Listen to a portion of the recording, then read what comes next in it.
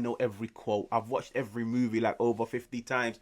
Bro, I see such a connection between him and Vlahovic. Let me explain.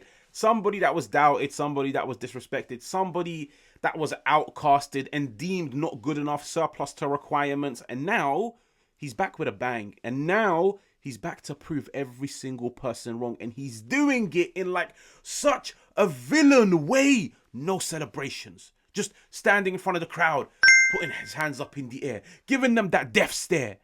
You know who I am. You forgot about me. You doubted me. You disrespected me. You tried to sell me. Now listen. Context has to be applied.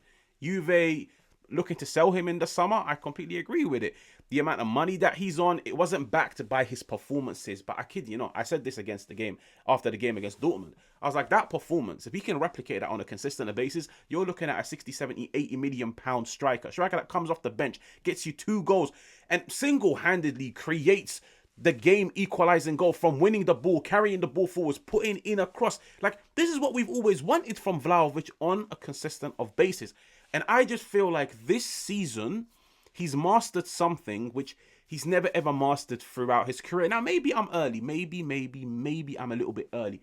Last season, whenever Vlahovic didn't play well or he had a drop in confidence, I always said to you guys, Vlahovic's biggest weakness, outside of like his technical ability and his physical ability, Vlahovic's biggest weakness is a mental one, where Vlahovic, he lets his emotions get the better of him. They get the beating of him. What do I mean by his emotions? I mean, like, when Vlahovic doesn't score, when Vlahovic sees just any bit of criticism from the fans, from social media, from pundits, it really hits him hard. And you see him a week later when he goes out there, he's not feeling himself. The first touch isn't there. He can't put the ball in from 2 yards out. And the thing is, when you represent a top club with top aspirations, top goals, the pressure is only going to get worse and worse and worse, game by game by game. At the end of the day, numero uno, you are the highest paid player in the Serie A, the highest paid player at Juve. And also, you are the talisman. Like, you are the number 9. You are the guy that everybody looks at and says, when we're losing 4-2 to Dortmund, if we're going to get back into it, our highest paid player has to be the standout performer. Over the past few years, that hasn't been the case. And fans have lost their shit, and rightfully so. But I just look at it now and I just say, like, Vlahovic this season, you could see whatever's happening on the outside, it's not phasing him.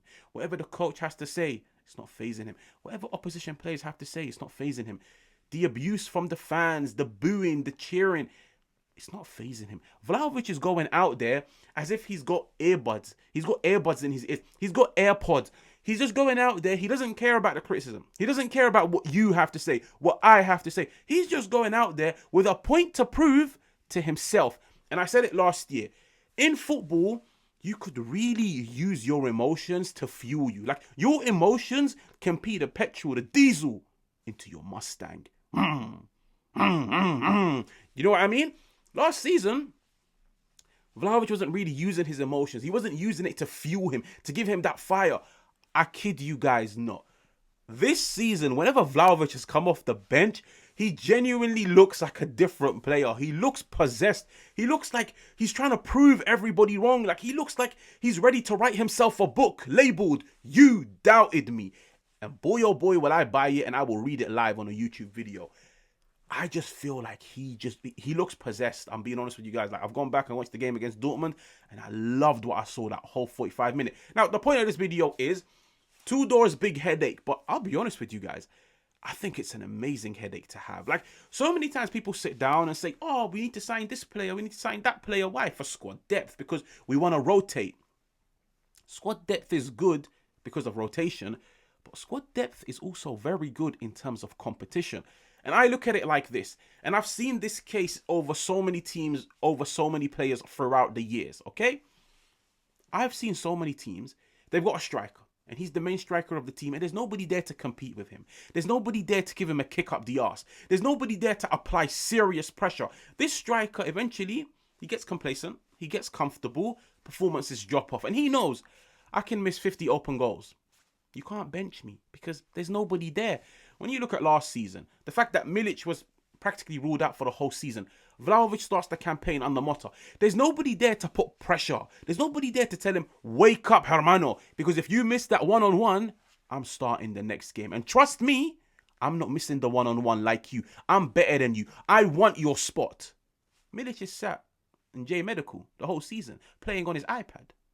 Kolo Muani comes in, and then you see what happened? Kolo Muani took the first team spot. And I feel like that, it rocketed somebody like Vlahovic. Like, that was the first time in his career where he's now been demoted to the bench. Can you step up? Can you show some fight? And I mentioned it so many times last season where I said one of Vlahovic's biggest weaknesses, when I say emotions, I mean mentally.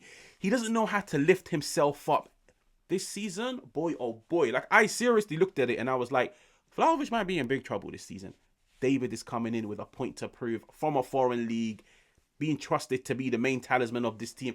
Then on the final day, Juve go and bring in Openda. I was looking at Vlahovic and I was like, boy, oh boy, you've dropped down the pecking order. Like, can you really lift yourself up?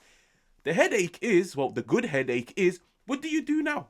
This is a guy that scored, where's my note sheet? This is a guy that scored against Parma. He scored against Genoa. He went away on the international break and he scored for Serbia against Latvia. He came off the bench in 45 minutes and he single-handedly crawled Juve back into the game against Borussia Dortmund in the Champions League.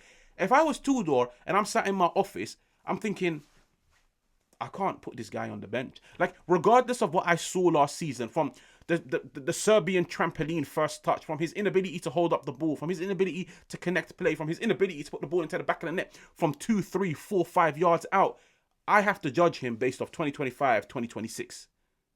If it was a matter of us judging players of the past, Juve might as well go to Inter Miami and sign Lionel Messi.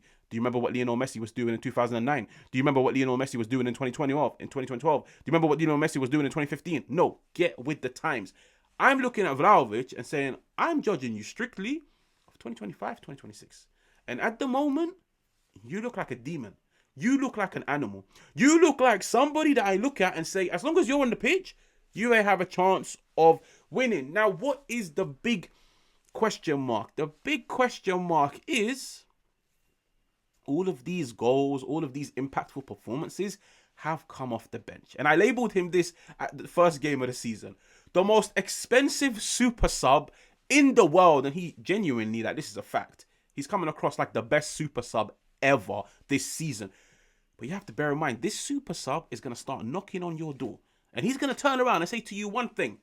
I'm performing, I'm winning you games, I'm crawling you back into games, I'm having an impact on the pitch. Surely I should be rewarded with a start. And as Tudor, I think Tudor might have to look at it and be like, besides the Dusan Vlahovic case, what message am I now sending to the camp? And that's what I said to you guys. Well, I didn't say it. I'm about to say it now, 8 minutes into the video. In this video, I want to be devil's advocate, okay? It's crazy, the fact that I'm mentioning it 8 minutes in. I want to be devil's advocate in this video and play both sides. And I just want to hear your opinion. And also, make sure to like, make sure to subscribe. Crazy, 8 minutes in. What message would you now be sending to the camp? The fact that this camp is now seeing a striker come off the bench, goal, assist, crawl them back into games, win them games, yet he continues to be on the bench, game in, game out. But then at the same time, I look at Jonathan David and I say the only way David is going to get to the form of Lille is if you trust him and play him week in, week out. Let him make mistakes. Let him get bullied in physical duels. Let him miss open goals, because that's the only way he's going to understand and learn about the Serie A, the league, the intensity, the physicality, the tactical demands of the Serie A. You have to play. It's sink or swim. You basically have to throw him into the deep end. No life jacket, nothing. You better learn to swim, mate. You better learn to swim. Fair enough. But in order for you to do that, you have to start him week in, week out. And you have to be patient.